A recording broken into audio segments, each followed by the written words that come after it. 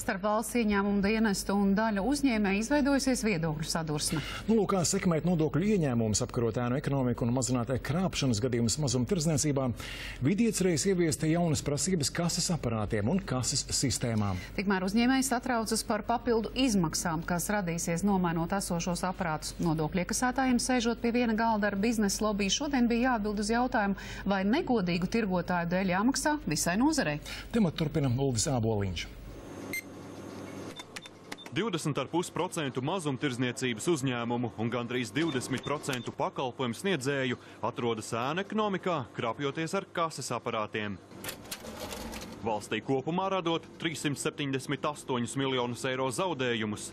Pretlikumīgā iejaukšanās kases aparātu sistēmās ļauj uzņēmējiem apzināti samazināt reģistrēto apgrozījumu, nolūkā maksāt mazāku PVN un uzņēmuma ienākumu nodokli. Kopš 2011. gada situācija ir tikai pasliktinājusies. Arī šie apkalpojošie dienesti atsevišķi ir bijuši iesaistīti šajā krāpšanas schēmā, jo tiek uzņēmējiem piedāvātas vai uzņēmēji prasa no viņiem nopērkt šīs atsevišķās programmas, kas veic šīs krāpnieciskās darbības. Valsts ieņēmuma dienests ir pārliecināts ar likuma spēku likt nomainīt viegli manipulējumos kases aparātus un kases sistēmas pret modernākiem ar elektronisko kontrolenti situāciju uzlabos. Taču Tirdzniecības un rūpniecības kamera šodien iebilda, uzņēmēju izdevumi jauno aparātu un sistēmu pirkšanā būs lielāki nekā valsts ieņēmumi nodokļos. Lielās tirdzniecības ķēdes, kurām tas būs, es pat teiktu, lielajām ķēdēm tas pat varētu būt kādi 100 000 izdevumi, bet problēma ir arī, tādiem vidējiem uzņēmiem šīs sistēmas ieviešana. Tāpat saglabājās tur vairāk 10 000 apmērā.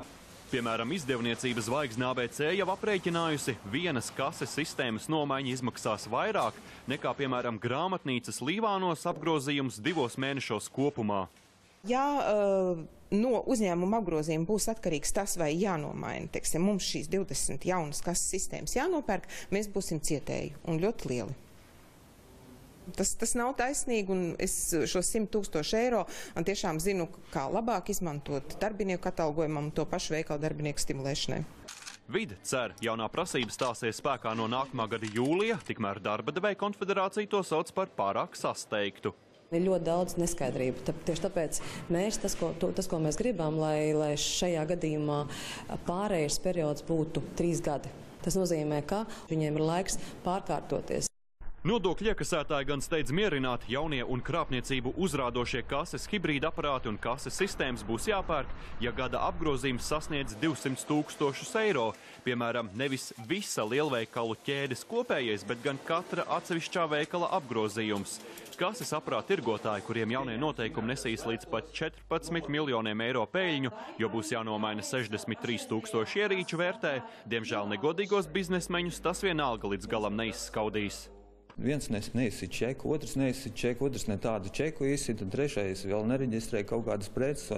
Tur ir pietiekams jūklis dažādu kombināciju, kuras absolūti nerisināsies ar 1, 2 vai 3 noteikumiem.